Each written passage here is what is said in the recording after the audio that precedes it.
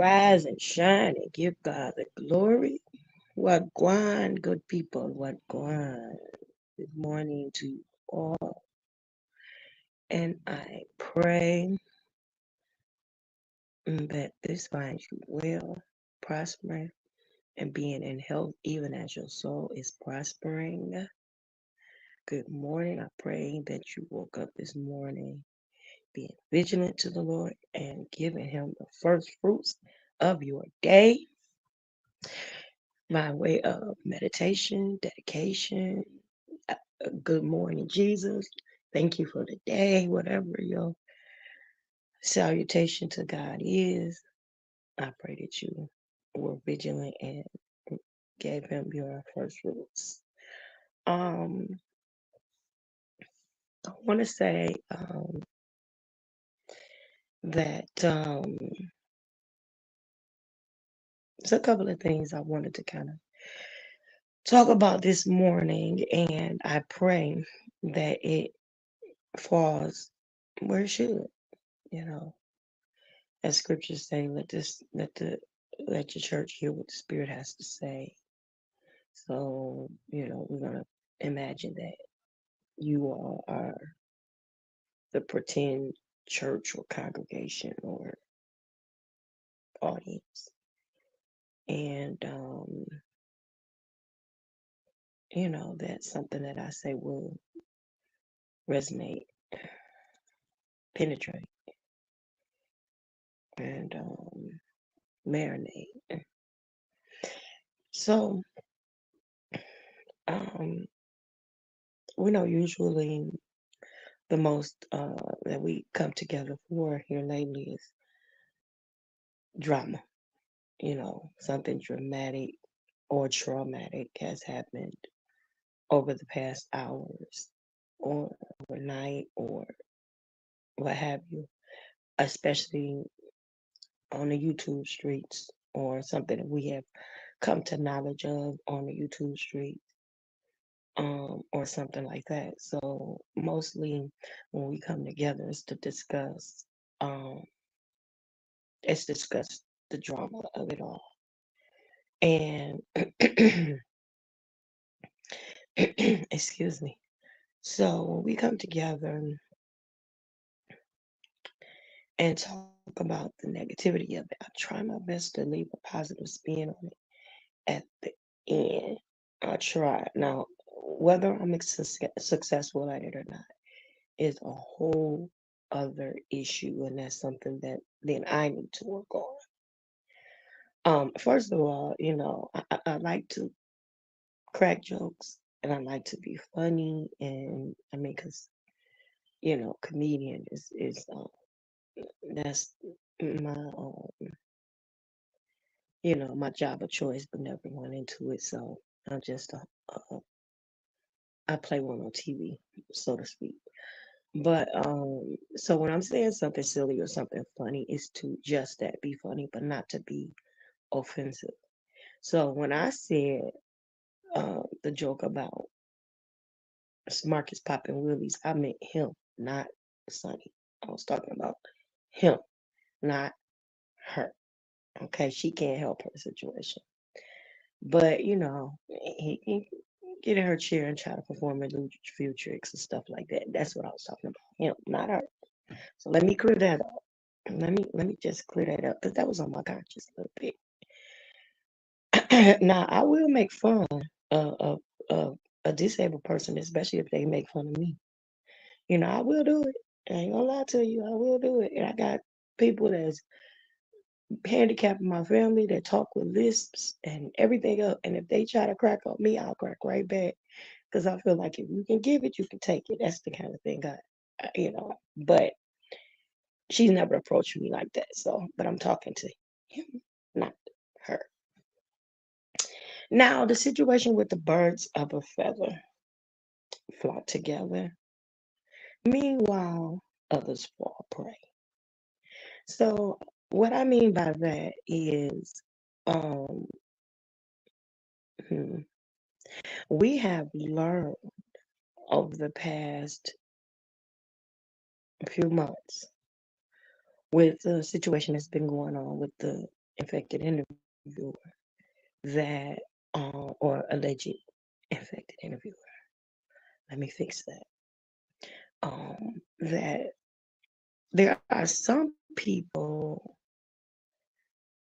that you engage with and you tie souls with.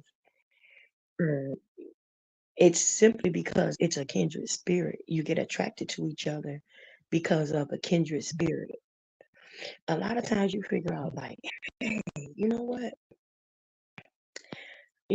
This person is this person is why do I keep attracting the same person? Why do I keep coming in contact with the same people over and over again? Why does that keep happening to me? I hope you all can hear me well because my phone is so crazy now. But sometimes you say, why do I keep attracting the same people? Why do it's like um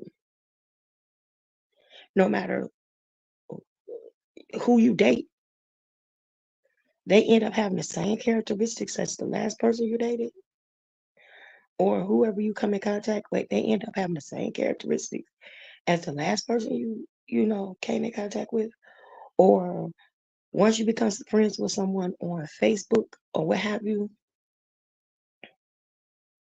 you notice that no matter where you met them at, they end up having the same mutual friends that you have. And it's like, oh wow, small world. Well, kinda, but a lot of it is kindred spirit. It's a kindred spirit. You are attracted to kindred spirits and they gravitate to each other. Let me tell you another way kindred spirit works. Kindred spirit also works when you go back to King Solomon and you wonder why all of the women, he had all of his wives were having babies at the same time. All of the women in the village were having babies at the same time. This is biblical. Well, the reason why is because once women become and close and close proximity of each other, or even being bothered with the same individual, they begin to menstruate at the same time or around the same time. So their cycles gravitate to each other. I have 3 girls, and I know that around you know my time, yeah, my girls should be right along. They're syncing right along with me, even if we went a week after each other. So I know what I had to do. I had to be prepared and that type of thing. And that's not to be graphic. It's making a point. So it was a kindred spirit that gravitated them all to each other, right? So in some cases, you can invite the kindred spirit by going where you will find others that have that spirit like yourself. So with him, in these cases, he went to where he knew he would find spirits like himself. Some of those spirits are spirits with the same addiction that he has. Okay. So what I'm talking of is, of course, by now I'm pretty sure you all saw West Indian Mommy's latest video about how her ex wanted to hook up with her one last time.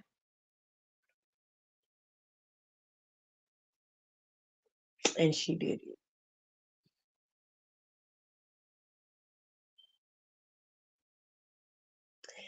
And we all know that just a day or so before that, she announced it that she had contracted this insignificant situation, although it was transmitted intimately from allegedly one of her public partners. So although she just broke out that she was on medication for 7 days, she said that was her, what is it, first or second dose, I think she said, which says that she was only 1 day in, maybe, not even a full 24 hours in. And here we are, another 24 hours, 48 maybe hours later, and she's saying that she went back to her ex. And at this point, she just want to stay away. So my thing is what's different between her and the interviewer? What's the difference? Because she now, knowing that she has an issue, is going back, even speaking on being with someone else while you just spoke on the fact that you had an issue. It's sick. The fact that you can go from partner to partner to partner to partner to partner to partner to partner to partner, and you ain't getting tired, you have an addiction. She has a kindred spirit and that soul tie with the interviewer. Meanwhile, all of the other people that no longer really want a part of the situation, they fall prey of the situation. Now, let me say this one thing about this platform,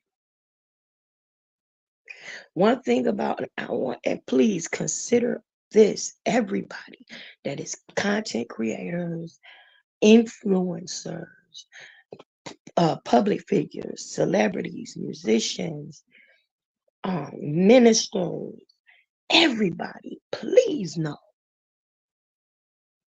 that one thing about this situation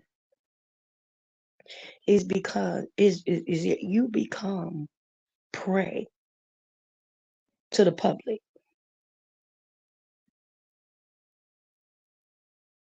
It does not matter how good you try to be or how positive of an impact you try to make.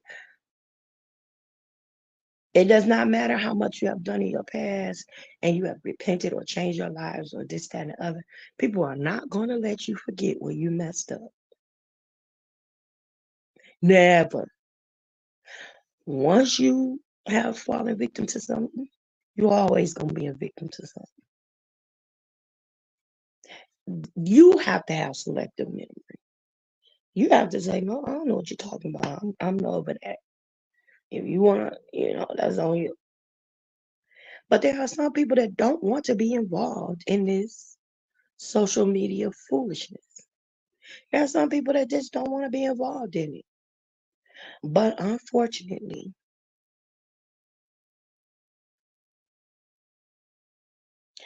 just by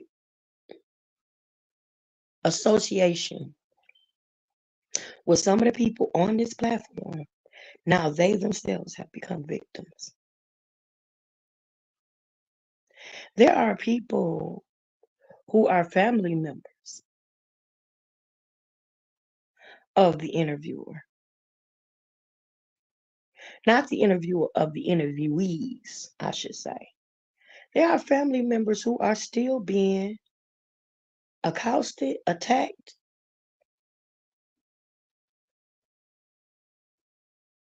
all because of their association with his platform. Not even directly, all of them. It's because they are related to an individual that they came in contact with. So now they are no longer able to live a public life on their private social media anymore because people are coming on there commenting and inboxing and trolling, and it's just too bad. And they don't deserve that. People's kids, people's parents, people are being doxxed.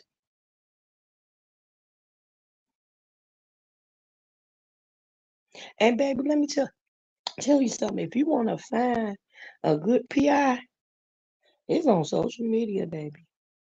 You find one on social media in a minute and they'll do it for free. They'll do it for free.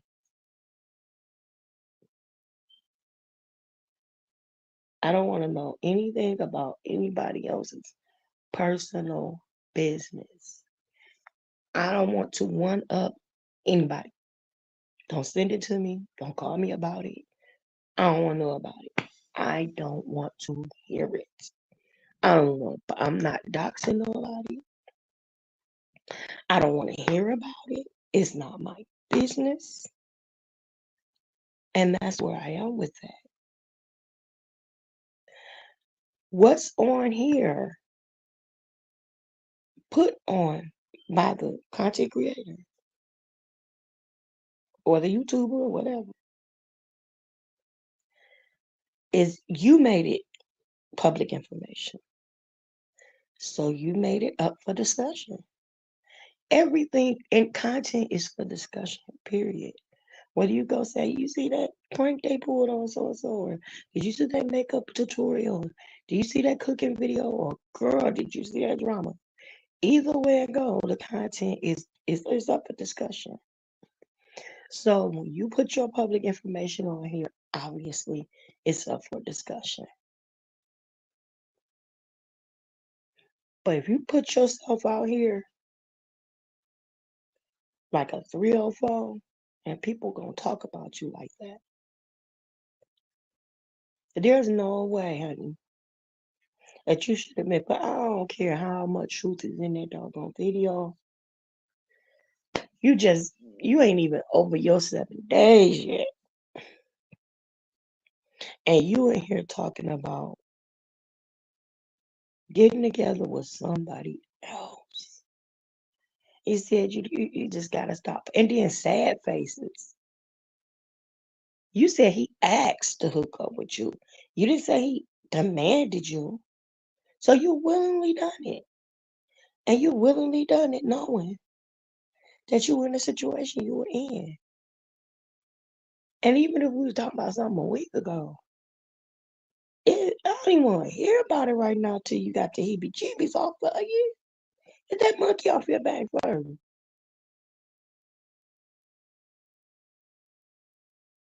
And if you go, let me stop. Because I'm not going to tell you to sell your body, boy. I ain't going to tell you to sell your body or sell your soul. But I'm going to tell you one thing about it. If I ain't going to be out there giving away jack, if I was out there, I ain't getting nothing away, especially to no broke one.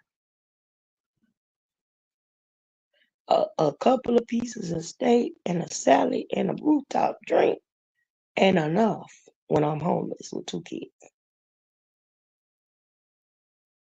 I can't even concentrate.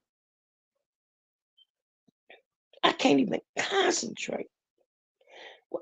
When I was little and I used to watch stuff about the third world countries and donate to feed a kid for 30 days, all that kind of stuff, the first thing I used to think was, how do they keep making babies and they can't feed them?